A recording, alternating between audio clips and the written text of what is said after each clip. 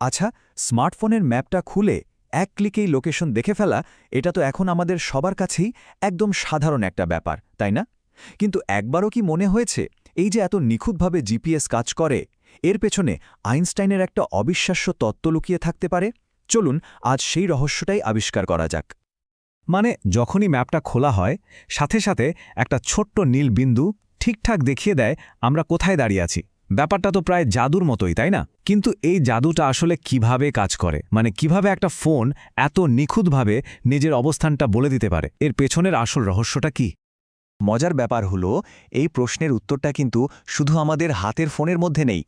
এর জন্য আমাদের তাকাতে হবে অনেক অনেক দূরে, পৃথিবীর বাইরে, একেবারে মহাশূন্যে। কারণ সেখানেই ঘুরছে জিপিএস স্যাটেলাইটগুলোর একটা বিশাল নেটওয়ার্ক, যেটা ছাড়া এই পুরো সিস্টেমটা এক মুহূর্তও চলত না। তো এই যে স্যাটেলাইটগুলো, এগুলো কিন্তু এমন একটা পরিবেশে আছে যা আমাদের এই পৃথিবীর বাস্তবতা থেকে একদমই আলাদা। আর ওদের সেই ভিন্ন জগতের মধ্যেই কিন্তু লুকিয়ে আছে আমাদের আজকের এই রহস্যের আসল সমাধান। পার্থক্যটা একবার ভাবুন তো। আমরা এখানে পৃথিবীর বুকে বলা যায় প্রায় স্থির, আর ওদিকে কক্ষপথে থাকা একটা জিপিএস স্যাটেলাইট, সে যেন সম্পূর্ণ ভিন্ন এক জগতে বাস করছে।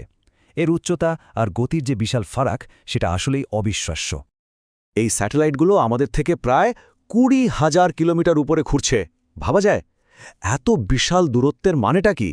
এর মানে হলো ওখানে পৃথিবীর মাধ্যাকর্ষণ শক্তি অনেক অনেক দুর্বল, আর এই দুর্বল মাধ্যাকর্ষণই কিন্তু সময়ের ওপর একটা অদ্ভুত খেলা খেলে।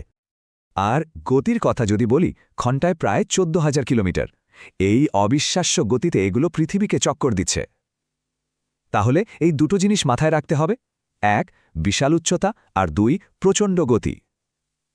আমাদের আজকের রহস্যের সমাধান কিন্তু এই দুটোর মধ্যেই লুকিয়ে আছে। তো এই যে এত চরম একটা পরিবেশ, এখানে কিন্তু সময়ও আমাদের পৃথিবীর মতো করে চলে না। আর ঠিক এখানেই গল্পের মঞ্চে প্রবেশ করেন অ্যালবার্ট আইনস্টাইন, তার সেই বিখ্যাত আপেক্ষিকতা তত্ত্ব বা থিওরি অফ রিলেটিভিটি নিয়ে। এই তত্ত্বটায় মহাকাশের সময়কে একদম নতুন করে চিনতে শিখিয়েছে। আইনস্টাইনের তত্ত্বটা খুব সহজ করে বললে দাঁড়ায় এরকম: সময় কিন্তু ধ্রুবক বা কনস্ট্যান্ট কিছু না, এটা আপেক্ষিক। মানে একটা জিনিসের গতি কতটুকু আর তার চারপাশে গ্র্যাভিটি বা মাধ্যাকর্ষণ শক্তি কতটা শক্তিশালী, তার উপর নির্ভর করে ঠিক হবে যে ওই জিনিসের জন্য সময় দ্রুত চলবে নাকি ধীরে। আর ঠিক এই কারণেই জিপিএস স্যাটেলাইটের ঘড়িগুলো আমাদের পৃথিবীর ঘড়ির থেকে একটু ফাস্ট চলে, মানে একটু দ্রুত চলে। কেন? কারণ ওদের প্রচণ্ড গতি আর পৃথিবী থেকে অনেক দূরে থাকার কারণে দুর্বল মাধ্যাকর্ষণ, এই দুটো জিনিস একসাথে কাজ করে। কিন্তু এখানেই আসল টুইস্ট। সময়ের এই যে সামান্য একটু পার্থক্য, এটাই কিন্তু একটা বিশাল সমস্যা তৈরি করে। এতটাই বিশাল যে এটা আমাদের ফোনের জিপিএসকে পুরোপুরি অকেজো করে দিতে পারে। বিশ্বাস হচ্ছে না, তাই তো? আচ্ছা, চলুন দেখি ব্যাপারটা কিভাবে ঘটে। প্রতিদিন প্রত্যেকটা জিপিএস স্যাটেলাইটের ঘড়ি পৃথিবীর ঘড়ির চেয়ে মাত্র 38 মাইক্রোসেকেন্ড এগিয়ে যায়। 38 মাইক্রোসেকেন্ড মানে হল 1 সেকেন্ডের 1 লক্ষ ভাগের মাত্র 38 ভাগ।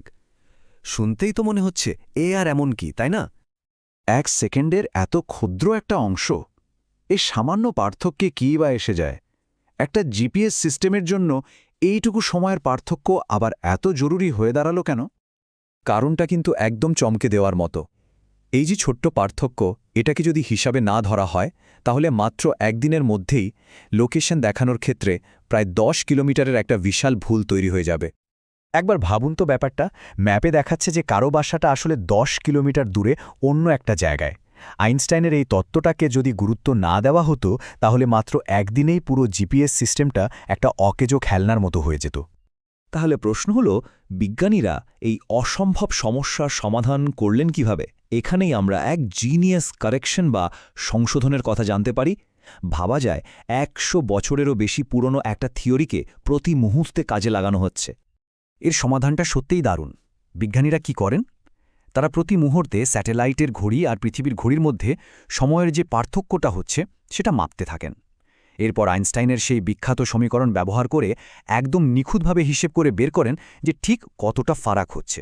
আর সাথে সাথেই স্যাটেলাইটের সিগন্যালে একটা নির্দেশ পাঠানো হয় নিজেকে পৃথিবীর সময়ের সাথে মিলিয়ে নেওয়ার জন্য। আর এই পুরো ব্যাপারটা কিন্তু চলতেই থাকে, ননস্টপ। আর এটাই তো সবচেয়ে অবাক করার মতো বিষয়, তাই না?